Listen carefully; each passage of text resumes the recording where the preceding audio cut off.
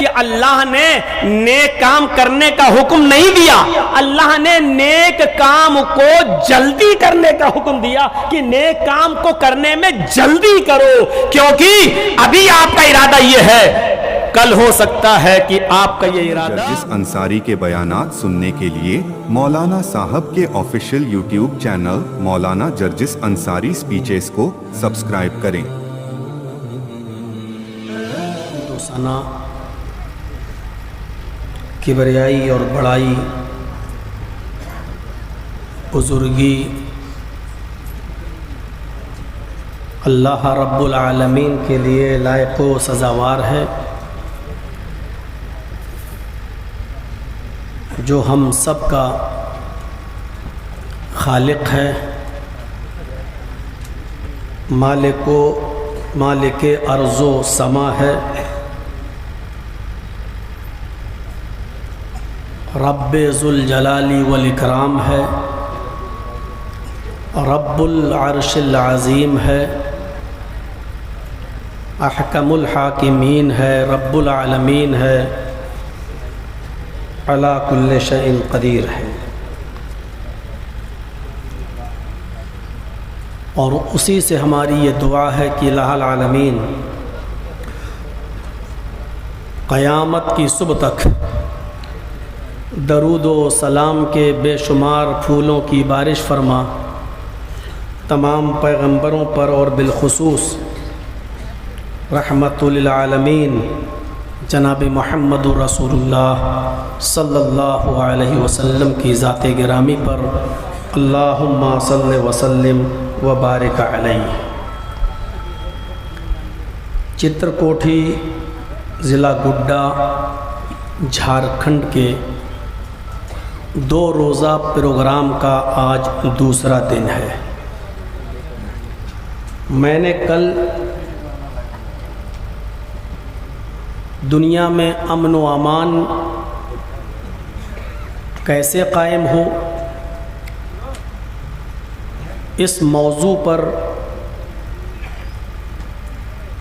کچھ گفتگو آپ کے سامنے کی تھی، اور یہ بتانے کی کوشش کی تھی کہ امن و امان مضمر ہے عدل و انصاف کے اندر۔ جس بستی میں، جس صوبے میں، جس ملک میں جتنا زیادہ عدل ہوگا، انصاف ہوگا، اس ملک میں، بستی میں، صوبے میں اتنا ہی زیادہ عدل ہوگا۔ آج میں نے ایک آیت کی تلاوت کی ہے، پہلے اس آیت کو آپ سماعت فرمائیں،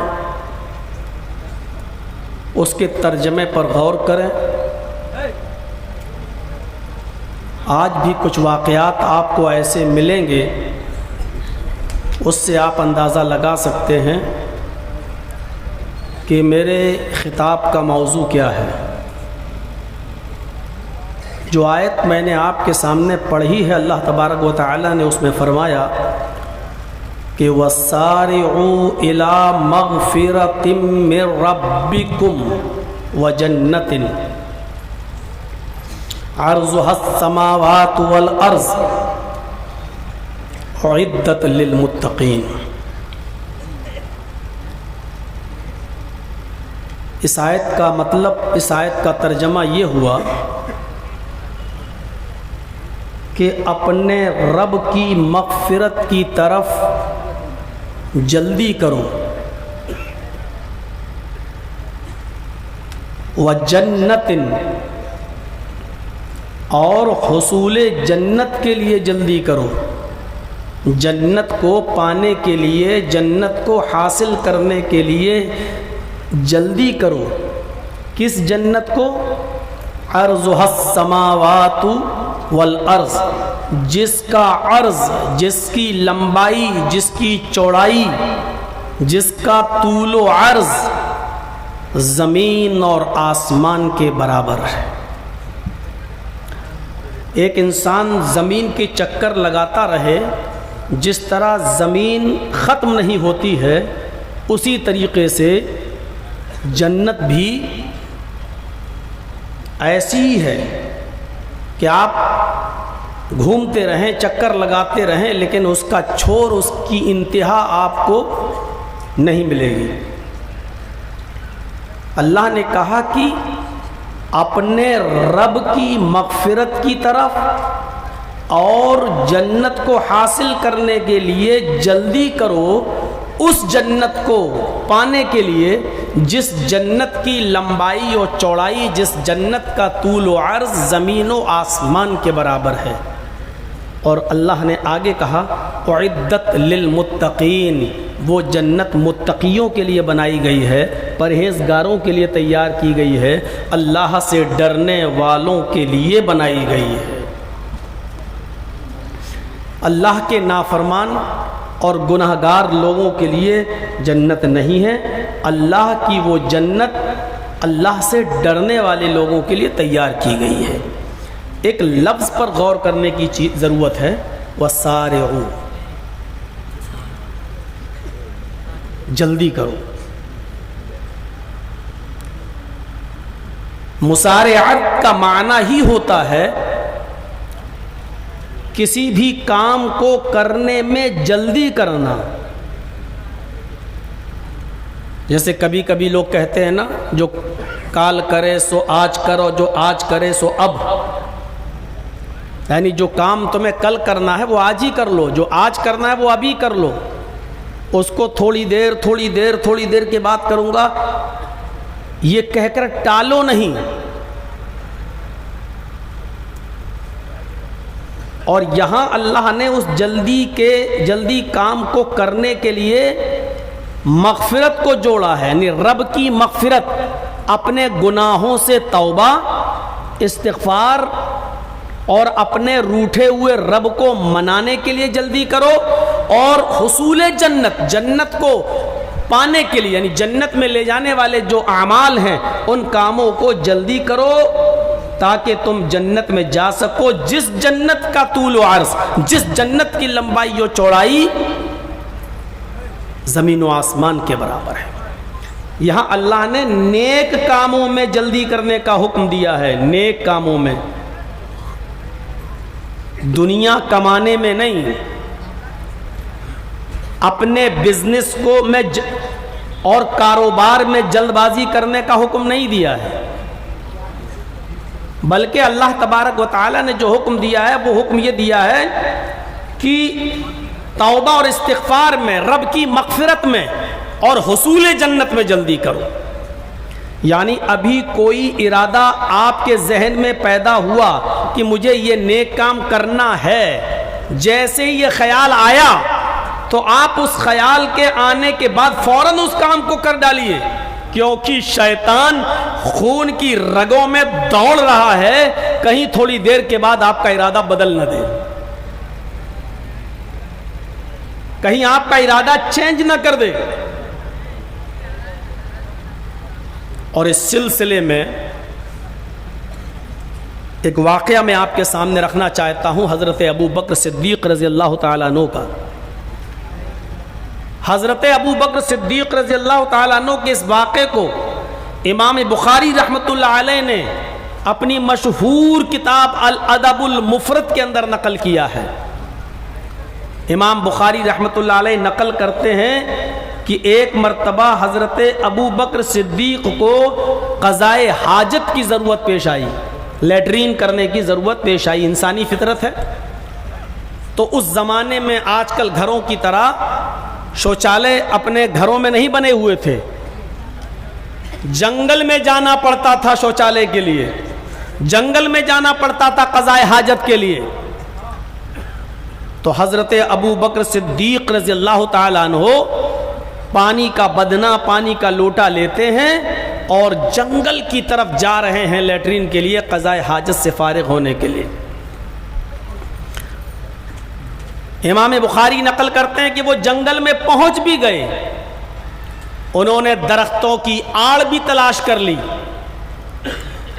اور جھاڑیوں میں جہاں ان کو چھپ کر لوگوں کی نظروں سے اپنے آپ کو چھپا کر بیٹھنا تھا، وہ کچھ جھاڑیوں کی آڑ میں بیٹھ جاتے ہیں، اپنی لنگی کو اوپر کرتے ہیں اور جیسے ہی قضاء حاجت کے لیے بیٹھتے ہیں، لیکن لیٹرین نہیں کرتے، اٹھ جاتے ہیں، لنگی نیچے کرتے ہیں اور فوراً پانی کا بدنا اور لوٹا بھرا ہوا جو تھا اس کو اٹھاتے ہیں اور سیدھے پانی کا بھرا ہوا لوٹا لے کر اپنے گھر آتے ہیں۔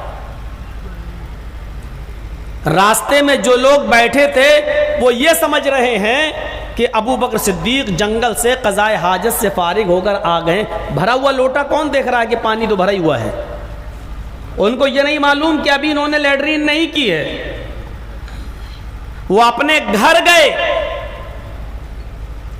اور گھر سے کوئی چیز انہوں نے نکالی، پھر اس کو گھر کے باہر کسی دوسرے گاؤں میں لے گئے اور تھوڑی دیر کے بعد پھر وہ گھر گئے اور وہاں سے پانی کا لوٹا اٹھایا اور پانی کا بدنا اٹھانے کے بعد پھر وہ جنگل میں گئے اور دوبارہ وہ جھاڑیوں میں بیٹھ گئے، چھپ کر، اپنے آپ کو چھپا کر، اور اب قضاء حاجت سے فارغ ہوتے ہیں، لیٹرین کرتے ہیں۔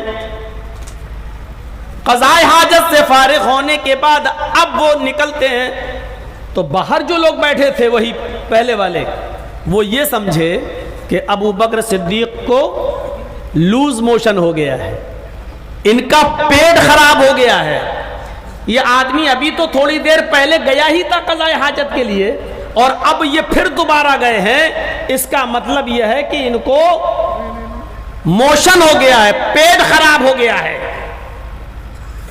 تو پوچھنے لگے، اے ابو بکر کیا ہوا ہے؟ ابھی تھوڑی دیر پہلے آپ قضاء حاجت کے لیے گئے تھے اور اب پھر گئے۔ ہم لوگوں کی بھاشا میں زیادہ کھا لیا ہے کیا؟ پیٹ خراب ہو گیا ہے کیا؟ تھوڑا احتیاط رکھو، زیادہ مت کھایا کرو۔ ہنسی و مذاق کے انداز میں ان سے کہنے لگے، کیا ہوا؟ لوز موشن کیسے ہو گیا؟ زیادہ کھا لیا ہے کیا؟ حضرت ابو بکر صدیق نے جواب دیا، لوگوں نہ تو میرا پیٹ خراب ہوا ہے نہ میں نے زیادہ کھایا ہے۔ کہا اچھا تو ابھی تو گئے تھے لیٹرین کے لیے اور پھر گئے دوبارہ؟ فرمایا پہلی بار جب لیٹرین کرنے کے لیے گیا تھا جھاڑیوں کی آڑ میں بیٹھ بھی گیا تھا لیکن میں نے لیٹرین نہیں کی تھی، جیسے ہی بیٹھا اسی وقت مجھے کچھ خیال آیا اور مجھے خیال یہ آیا کہ میرے بستر کے نیچے سونے کی ایک ڈلی، سونے کا ایک ٹکڑا رکھا ہوا ہے، اس سونے کے ٹکڑے کو میں غریبوں میں، مسکینوں میں، فقیروں میں، محتاجوں میں تقسیم کر دوں۔ جیسے ہی میرے دل میں یہ خیال آیا میں بیٹھا ہی تھا لیٹرین کے لیے، میں اٹھ گیا، میں نے قضاء حاجت سے فراغت ہی نہیں کی، میں اٹھ گیا، پانی کا لوٹا بدنا اٹھایا اور میں گھر کی طرف چل دیا، پانی کے لوٹے کو گھر پہ رکھا، سونا میں نے نکالا اور پھر میں غریبوں کی بستی میں جہاں مجھے معلوم تھا، پتہ چلا تھا کہ فلاں فلاں علاقے میں ضرورت مند زیادہ ہے، محتاج زیادہ ہے، غریبی وہاں زیادہ ہے، میں اس بستی میں گیا، میں اس بستی میں جانے کے بعد میں نے غریبوں کو دیکھا اور میں نے اس سونے کی ڈلی کو فروخت کر کے ان کا قیمت میں نے غریبوں میں، مسکینوں میں تقسیم کر دی، فقیروں میں بانٹ دی۔ اس کے بعد میں گھر آیا، پھر میں نے پانی کا بدنا اٹھایا، لوٹا اٹھایا اور اب میں قضاء حاجت کے لیے گیا، اب میں نے لیٹرین کی، لیٹرین تو اب میں نے کی، پہلے لیٹرین نہیں کی تھی۔ لوگ ہنسنے لگے اور ظاہر بات ہے کہ آج اگر مولانا جرجی صاحب سے یہ بات کہیں تو آپ ہنسیں گے، کوئی بھی آپ سے یہ بات کہے گا تو آپ ہنسیں گے۔ لوگ ہنسے اور ہنستے ہوئے کہنے لگے، اے ابو بکر صدیق، یہ کام تو جب غریبوں میں، مسکینوں میں، محتاجوں میں اگر سونا ہی تقسیم کرنا تھا تو یہ کام تو آپ لیٹرین کرنے کے بعد بھی کر سکتے تھے، قضاء حاجت سے فارغ ہونے کے بعد بھی کر سکتے تھے. آپ پہلے لیٹرین کر لیتے، اس کے بعد گھر جاتے اور تقسیم کر دیتے سونا اور چاندی غریبوں میں جو دینا تھا. حضرت ابو بکر صدیق نے اس کا جواب یہ دیا کہ اے لوگوں، یقیناً میں گھر پہ آنے کے بعد، قضاء حاجت سے فارغ ہونے کے بعد، لیٹرین کرنے کے بعد بھی میں یہ کام کر سکتا تھا، لیکن قرآن کی آیت ہے، اللہ تبارک و تعالیٰ نے قرآن میں فرمایا وَسَارِعُوا إِلَىٰ مَغْفِرَةٍ مِّن رَبِّكُمْ وَجَنَّةٍ، اپنے رب کی مغفرت کی طرف اور حصول جنت کے لیے جلدی کرو. اس لیے قرآن کی آیت میرے ذہن میں آ گئی کہ جلدی کرنا چاہیے. پھر میں نے سوچا کہیں ایسا نہ ہو کہ اگر میں نے لیٹرین کرنے کے بعد اس سونے اور چاندی کو تقسیم کرنے کا ارادہ کیا تو فَإِنَّ الشَّيْطَانَ يُسْنِي عَنَانَ عَزْمِي، تو شیطان جو خون کی رگوں میں دوڑ رہا ہے وہ کہیں میرے ارادے کی لگام کو موڑ نہ دے، کہیں میرے ارادے کو بدل نہ دے. وہ شیطان میرے دل میں گھس کر وسوسے ڈال کر کہیں یہ نیک کام کرنے کا ارادہ جو ابھی میرے دل میں ہوا ہے اس کو کہیں ایسا نہ ہو کہ وہ موڑ دے اور نیک کام کرنے سے میں پیچھے رہ جاؤں.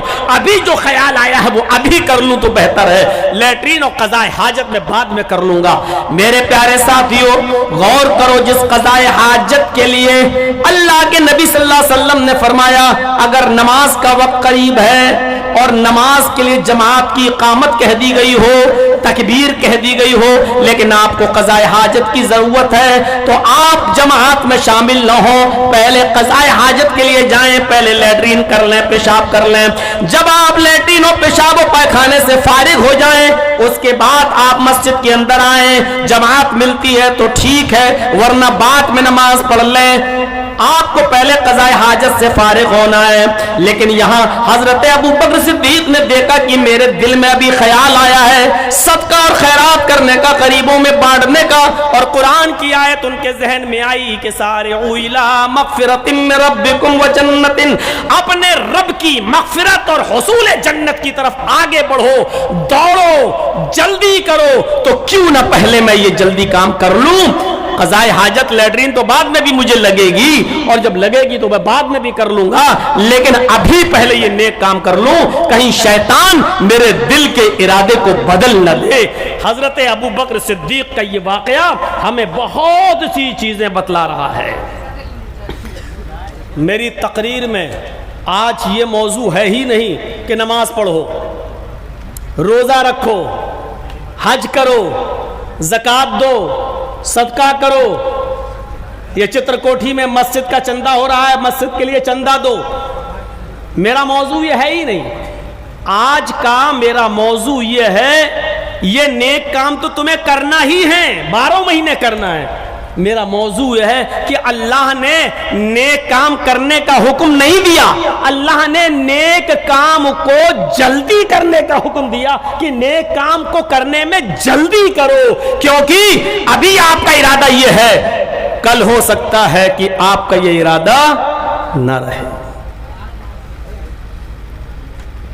آج آپ نے سوچا ہے کہ اس مسجد کو بنانے میں 1000 روپیہ دوں گا اور آپ کے پاس 1000 روپیہ ہے، فوراً دیجئے.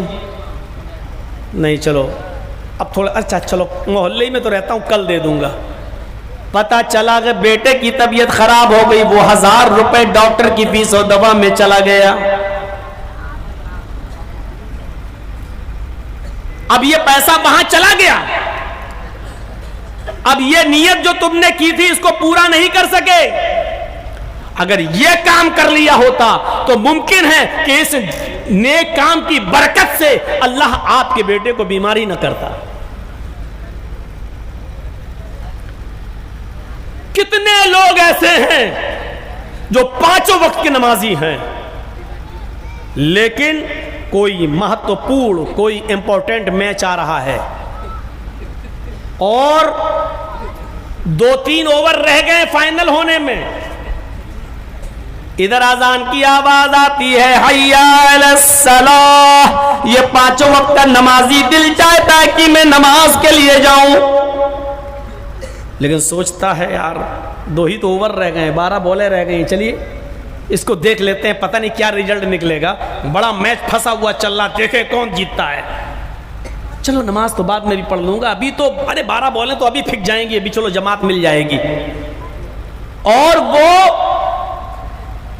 نماز کا ارادہ ہوا لیکن میچ دیکھنے کے چکر میں پھر رک گیا کہ نہیں رکو اس کو دیکھ لیتا ہوں پھر جاتا ہوں, چلو جماعت نکل جائے گی بعد میں پڑھ لیں گے. اور اس نے اس نیک ارادے کے ہوتے ہوئے بھی وہ نہیں گیا اور رک گیا. یعنی شیطان نے, دیکھو اللہ نے ارادہ پیدا کیا اس کے اندر, دل میں ڈالا, شیطان نے اس کے ارادے کو بدل دیا.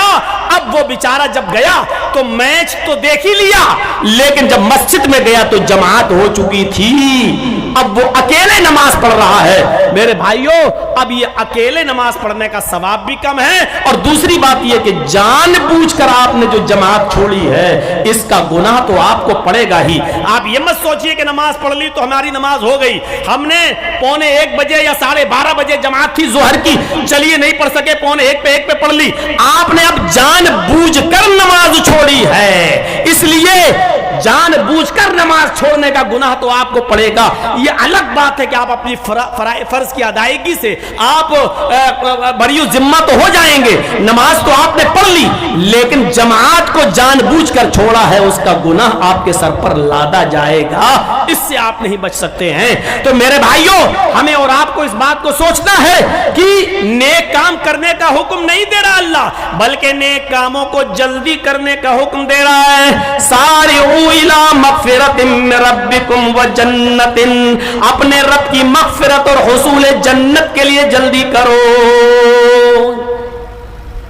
خود اللہ کے رسول کا حال تھا. آئیے اس واقعے کو بھی سامنے رکھیے.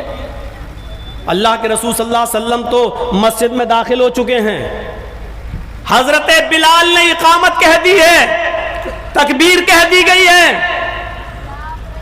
اقامت ہو گئی ہے. اللہ کے نبی مصلی امامت پر کھڑے ہیں, ابھی اللہ اکبر کہہ کر نیت نہیں باندھی. حضرت بلال نے اقامت کہی, اللہ کے رسول آگے کھڑے ہیں, اچانک مڑتے ہیں اور بغیر نماز پڑھائے مسجد سے نکل جاتے ہیں اور صحابہ سے کہتے ہیں رکو میں ابھی آ رہا ہوں. اب صحابہ تو سمجھے ہو سکتا ہے قضاء حاجت کی ضرورت ہو, پیشاب لیٹرین کی ضرورت ہو, لیکن ایسا نہیں تھا. اللہ کے نبی سیدھے گھر گئے اور آپ کے تکیے کے نیچے, پلوں کے نیچے سونے کا ایک ٹکڑا رکھا ہوا تھا. اس ٹکڑے کو اللہ کے رسول صلی اللہ علیہ وسلم نے اٹھایا اور پھر آپ اس ٹکڑے کو لے کر اپنے حجرے سے باہر نکل کر غریبوں اور مسکینوں کو تلاش کرنے لگے, اور آپ نے یہ فرما دیا کہ اس کی قیمت اتنی اتنی ہوگی, جتنے میں بک جائے یہ برابر برابر اس کی قیمت, اتنے اتنے لوگ جو غریب ہیں وہ لوگ اس کی قیمت کو آپس میں بانٹ لیں. آپ نے اس سونے کی ڈلی کو جب غریبوں میں تقسیم کر دیا, اس کے بعد آپ آتے ہیں اور مسجد کے اندر داخل ہوتے ہیں, اور اسی تکبیر پر جو حضرت بلال نے پہلے کہہ دی تھی, آپ نے دوبارہ اقامت نہیں کہلوائی, اسی اقامت پر, پرانی اقامت پر آپ کھڑے ہو گئے اور اللہ اکبر کہہ کر آپ نے نماز پڑھائی. جب آپ نماز پڑھا کر فارغ ہوئے تو صحابہ نے کہا اللہ کے نبی آج آپ نے وہ کام کیا جو اس سے پہلے میں نے کبھی نہیں دیکھا, ایسا کیا کام آ گیا تھا؟ اللہ کے نبی صلی اللہ علیہ وسلم نے فرمایا جیسے ہی میں نماز پڑھانے کے لیے کھڑا ہوا, اللہ اکبر کہنے والا تھا کہ میرے ذہن میں ایک چیز آئی کہ میرے تکیے کے نیچے سونے کا ایک ٹکڑا رکھا ہوا ہے, وہ ٹکڑا میرا نہیں ہے, اس پر غریبوں کا حق ہے. اگر نماز کے دوران ہی میرا انتقال ہو گیا اور سونے کا وہ ٹکڑا غریبوں تک نہیں پہنچا, مسکینوں تک نہیں پہنچا, تو کل قیامت کے دن میں اپنے رب کو کیا جواب دوں گا, اپنے اللہ کو کیا جواب دوں گا؟ اس لیے میں پلٹا, فوراً میں نے وہ ٹکڑا اٹھایا اور میں نے غریبوں میں تقسیم کر دیا, مسکینوں میں تقسیم کر دیا. لوگوں, جب میں مطمئن ہو گیا, جب میں سیٹسفائی ہو گیا, جب مجھے چاروں طرف سے سنتشٹی مل گئی کہ غریبوں کو ان کا حق پہنچ گیا ہوگا, تب میں آیا, اور آنے کے بعد اب میں نے نماز پڑھائی. ہاں, اب تم یہ کہہ سکتے ہو کہ نماز پڑھنا بھی تو ضروری تھا, اگر صدقہ کرنا ضروری تھا, صدقے کے لیے نماز جیسا اہم فعل آپ نے کیوں چھوڑ دیا؟ تو لوگوں سنو, یہ نماز اللہ کا حق ہے اور صدقہ و خیرات तब वो बंदों का हक, गरीबों का हक था। अल्लाह अपना हक माफ कर सकता है, लेकिन अगर किसी ने किसी बंदे का हक मारा है तो अल्लाह उसको कभी माफ नहीं करेगा जब तक कि बंदा उसको माफ ना कर दे। इसलिए मैंने सोचा कि अगर मैं नमाज पढ़े बगैर मर गया, इंतकाल हो गया मेरा, तो कयामत के दिन अल्लाह तो अपना हक माफ कर सकता है, लेकिन अगर बंदों का हक मारा गया और अगर मैं इसको अपने घर में रख कर रह गया तो कयामत के दिन अल्लाह रब्बुल आलमीन मुझे कैसे माफ करेगा और मुझे अपने रब के सामने क्या जवाब देना है। इसलिए मैंने सबसे पहले गरीबों का हक अदा कर दिया, उसके बाद आया और मैंने नमाज पढ़ाई है। वसारिउ इला मगफिरतिन मिन रब्बिकुम व जन्नतिन, ओ लोगों अपने रब की तरफ मगफिरत में, तौबा करने में, इस्तिगफार करने में, मगफिरत को तलब करने में, अपने गुनाहों की माफी मांगने में और जन्नत वाले काम करने में जल्दी करो। जैसे ही तुम्हारे जहन में यह ख्याल आ जाए, फौरन उस ख्याल को पूरा आते ही उस काम को करने में जल्दी कर लिया करो। मेरे भाइयों, ये तरीका बताया था जनाब मोहम्मद रसूलुल्लाह सल्लल्लाहु अलैहि वसल्लम ने और अपने फेल से ये साबित करके दिखाया। ये है कुरान की आयत